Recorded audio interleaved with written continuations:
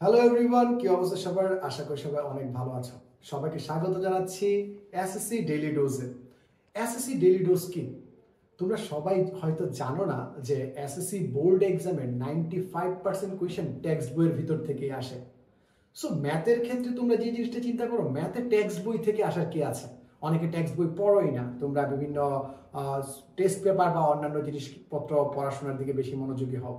তোমাদের এই প্রবলেমটা সলভ করার জন্য অল্প সময়ে কিভাবে পুরো অধ্যায় রিভাইজ করা যায়, বইয়ের কোন জায়গা থেকে প্রশ্ন আসে, সবকিছু অ্যানালাইসিস করে দেওয়া হয় ডেইলি ডেজে। ডেইলি 2 থেকে 3 ঘন্টা প্র্যাকটিসের মাধ্যমে তোমার আগামী 31 দিনে ম্যাথমেটিক্সে প্রিপারেশন হবে 100-100। সো ডেইলি ডোজ তো বুঝে গেলাম, চলো চলে যাই আজকের ডোজে। আমরা সরাসরি মেইন বইয়ে চলে যাব। মেইন বইয়ের প্রত্যেকটা লাইন বাই লাইন দাগিয়ে তোমাদের পড়াবো। ক্লাস শেষে পিডিএফ, দাগানো পিডিএফ, এই ক্লাসের ফুল প্লেলিস্ট পিন কমেন্টে পেয়ে যাবো। লেটস গো মেইন বই। হ্যালো এভরিওয়ান, আজকে আমরা শুরু করতে যাচ্ছি জেনারেল ম্যাথের লাস্ট যে জিওমেট্রি চ্যাপ্টারটা আছে সেটা 15 নম্বর চ্যাপ্টার, যেখানে ক্ষেত্রফল সংক্রান্ত উপপাদ্য ও সম্পাদ্য নিয়ে কথাবার্তা বলা হয়েছে। এই চ্যাপ্টার থেকে ভাইয়া ইন্টারেস্টিংলি সিকিউ আসতে পারে, যেটা আমাদের প্রিভিয়াস চ্যাপ্টারের সাথে রিলেটেড। তোমরা যদি একটু ভালো করে খেয়াল করো, এখানে ক্ষেত্রফল রিলেটেড কিছু কনসেপ্ট দেওয়া আছে, যৌগিক ক্ষেত্রের ক্ষেত্রফল দেওয়া আছে। সো এইখানে আমাকে বলো তো, দুইটা চতুর্ভুজের ক্ষেত্রফল সমান বা দুইটা ত্রিভুজের ক্ষেত্রফল সমান, আমরা কি ত্রিভুজ দুটাকে সর্বসম বলতে পারবো? দুইটা ত্রিভুজে যদি ক্ষেত্রফল সমান হয়, আমরা কি তাদেরকে সর্বসম বলতে পারবো? একটু ঝটপট কমেন্টে জানাও। প্লাস আমাদের বাকি কাজগুলোও তো সামনের দিকে আছে। সো এইখান থেকে আমাদের দুইটা জিনিস জানতে হবে এবং খুব ভালোভাবে আমরা একটু জানবো। আমি আর উপপাদ্যের ভিতরে ঢুকবো না, উপপাদ্যের ভিতরে না ঢুকে আমি তোমাকে এখানে ক্লিয়ার করে দিব যে একই ভূমি আর একই সমান্তরাল রেখার মধ্যে, এটা হচ্ছে ভূমি, এটা হচ্ছে সমান্তরাল রেখার ভিতর যতগুলা আয়তক্ষেত্র আঁকবা, যতগুলা আয়ত বা সামান্তরিক ক্ষেত্র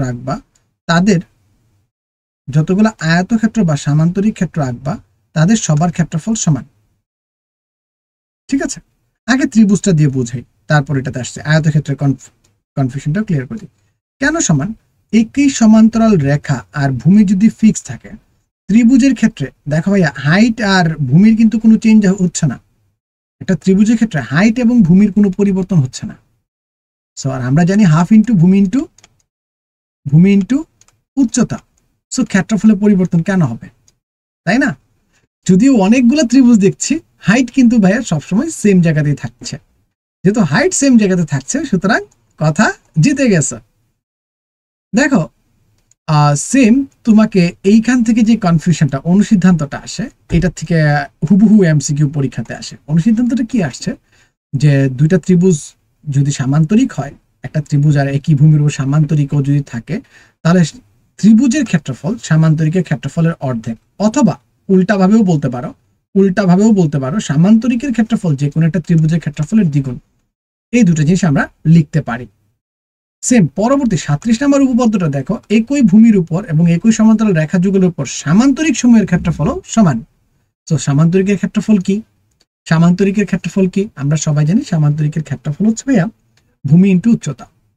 যেহেতু ভূমি আর উচ্চতা সেম থাকতেছে, সুতরাং যতগুলোই সামান্তরিক আঁকো না কেন, সবার ক্ষেত্রফলই সেম হবে। আমরা সবাই জানি সামান্তরিকের ক্ষেত্রফল 16 নম্বর চ্যাপ্টার থেকে শিখেছি, সামান্তরিকের ক্ষেত্রফল ভূমি ইন্টু উচ্চতা। সো এইখান থেকে আমরা সেম কনসেপ্টটাই ডিরাইভ করতে পারি। দেন পিথাগোরাসের উপপাদ্য, এটা অনেক জায়গায় আছে, পিথাগোরাসের উপপাদ্যটা আমাদের পড়তে হবে। এটা পড়ার দরকার নাই, তোমাদের মেইনলি পড়া লাগবে বিকল্পটা।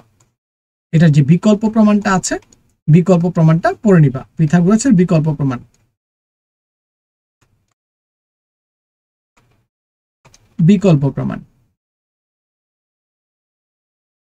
রাইট? আচ্ছা, এই সম্পাদ্যটা ভেরি ভেরি ইম্পর্টেন্ট। সম্পাদ্য হিসেবে ভাইয়া এটা আইসা পড়ে, যারা আমাদের 7 নাম্বার চ্যাপ্টারকে আমরা অনেকে টার্গেট করছি, যারা 7 নাম্বার টার্গেট করছি, এই সম্পাদ্যটা আঁকা শিখতে হবে। সামান্তরিকের একটা কোণের অর্ধেক কিভাবে করতে হয়, এমন একটি সামান্তরিক আঁকতে হবে যার একটি কোণ একটি নির্দিষ্ট কোণের সমান এবং যা দ্বারা সীমাবদ্ধ ক্ষেত্র ত্রিভুজ ক্ষেত্রের ক্ষেত্রফলের সমান। এটা আমাকেও একে এখানে ধাপ বাই ধাপ, আমরা জানি সামান্তরিক আঁকা ইজি। একে আমাকে সাবমিট করবা, এটা তোমাদের SW থাকবে, একে আমাকে সাবমিট করবা। এই সামান্তরিকটা মনে থাকবে, এখানে ধাপ বাই ধাপ দেয়া আছে। এটা আমাদের জন্য একটু কনফিউজিং হতে পারে, আমাদের সবকিছু আটকে দিতে পারে। সেম 14 নাম্বার সম্পাদ্য, সম্পাদ্যর ক্ষেত্রে ভাইয়া এই 15 নাম্বার যে অধ্যায়টা আছে সেখান থেকে আমি কোনো কিছু বাদ দিব না। সম্পাদ্যের জন্য ভেরি ভেরি ইম্পর্টেন্ট। সেম এই সম্পাদ্যটা, এটা অনেকেই আঁকতে পারে না, এটা অনেকে আঁকতে পারে না, ঠিক আছে, এটা অনেকেই আঁকতে পারে না। এটার ক্ষেত্রে প্রথম যে বাধাটা আমি বলে দিই, আমি একটু স্টেপ বাই স্টেপ এঁকে দিচ্ছি, ভালো করে দেখো, পরে তোমরা এটা এঁকে নিবা। এমন একটি সামান্তরিক আঁকতে হবে যার একটি কোণ দেয়া আছে এবং যা দ্বারা একটি সীমাবদ্ধ ক্ষেত্র চতুর্ভুজ ক্ষেত্রের ক্ষেত্রফলের সমান। এই যে চতুর্ভুজ ক্ষেত্রটা আঁকার ভিতর তোমার মুনশিয়ানা দেখাইতে হবে। চতুর্ভুজটা আঁকবা হচ্ছে এইরকম, এইরকম, দেন হচ্ছে লোকে এইরকম। এই প্যাটার্নে যদি আঁকতে পারো তুমি ভাইয়া জিতবা, আদারওয়াইজ তুমি প্যারা খাচ্ছ ফর শিওর, আদারওয়াইজ তুমি প্যারা খাচ্ছ ফর শিওর, তোমাকে এই প্যাটার্নে আঁকতে হবে, ঠিক আছে। এখন দেখো, প্রথমেই তুমি যে কাজটা করবা, এই দুইটা কোণ যোগ করে দিবা। আমরা বেশিক্ষণ লাগবে না এই চ্যাপ্টারটা একদম ছোট, আমরা 5 থেকে 7 মিনিটের ভিতর শেষ করে ফেলবো। সো এই দুইটা জিনিস যোগ করে দিবা, যোগ করে দেওয়ার পর এই বাহুর সাথে যে কোণটা উৎপন্ন হয়েছে এই সেম কোণ এখানে একে কেটে দিবা। একদম ছোট একটা চ্যাপ্টার, এখানে কেটে দিবা। কাটার পর এই যে বিন্দু আর এই যে বিন্দু আছে অর্ধেকের বেশি ব্যাসার্ধ নিয়ে সমান 2 টুকরা করবা, এখানে লাইক সমান 2 টুকরা হয়ে গেছে। দেন তুমি যে কোণটা আছে এই কোণটা এই বিন্দুতেও আঁকবা, এই বিন্দুতেও আঁকবা, সমান্তরালে আঁকবা, ঠিক আছে। এই বিন্দুতেও আঁকছো কোনটা, কোণ এক্স, সেম এই যে মধ্যবিন্দু যে আছে মধ্যবিন্দুতেও কোণ এক্স একসাথে আঁকবা, বলার সময় অন্য কথা বলবা, কোণ এক্স এঁকে ফেলছো। লাস্টলি তোমাকে যে কাজটা করতে হবে সেটা হচ্ছে এইটার যে আছে এই বাহুটার সাথে, এখানে চিত্রে একটু ভুল আছে, এই বাহুর সমান্তরাল, এই যে আমার এডি বাহুর সমান্তরাল, মানে মেইনলি এএফ সমান্তরাল কেড এইচ রেখা রাখতে হয়। এইটার সমান্তরাল করে একান্তর কোণের টেকনিকে এইখানে একটা কোণ আঁকবো, এই কোণটা যোগ করে দিব, তাহলে যেই সীমাবদ্ধ ক্ষেত্রটা পাচ্ছি, তাহলে আমি যে সীমাবদ্ধ ক্ষেত্রটা পাবো এইটা এইটা এইটা এইটা ই উদ্দিষ্ট চতুর্ভুজ বা উদ্দিষ্ট সামান্তরিক, যেটা আমাকে আঁকতে বলছিল। খেলা শেষ। এখানে চিত্রটা একটু ভুল আছে, এটা দেখায় নাই, এইটার সমান করে আঁকবা, এটার সমান করে আঁকবা, মনে থাকবে। অনেকে আবার যে কোণের সমান করে আঁকে, কোণের না, একান্তর কোণ আঁকতে হয় বাহুর সাথে, একান্তর কোণটা আঁকতে হয় বাহুর সাথে, মনে থাকবে।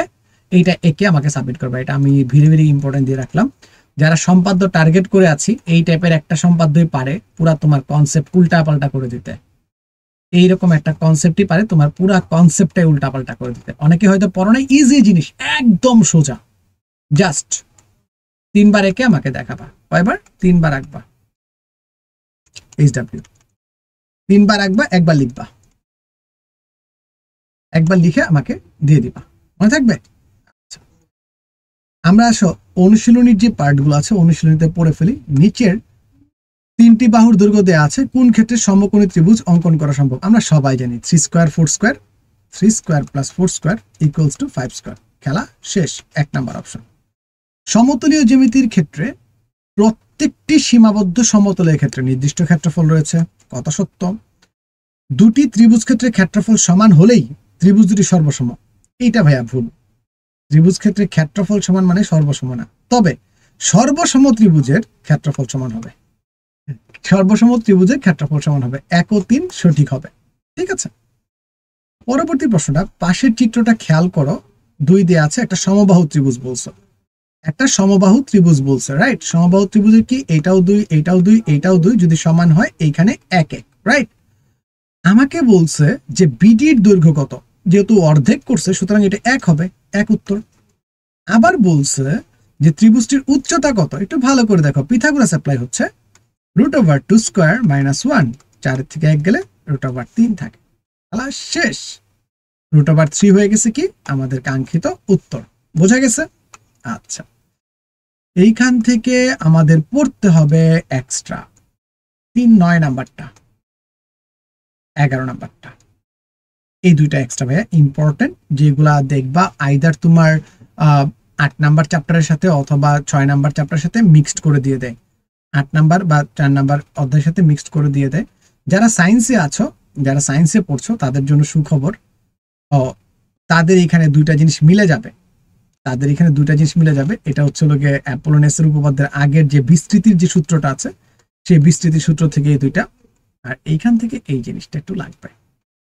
আর 17 নাম্বার অ্যাজ ইউজুয়াল আমাদের পড়তে হবে। মনে রাখবা ভাইয়া একদম সোজা চ্যাপ্টার, চ্যাপ্টারটা একদম সোজা।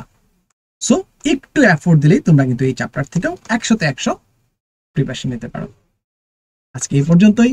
ভালো থাকো, সুস্থ থাকো, regular homework and task submit করতে থাকো, তাহলে আরো ডোজ আসবে। আদারওয়াইজ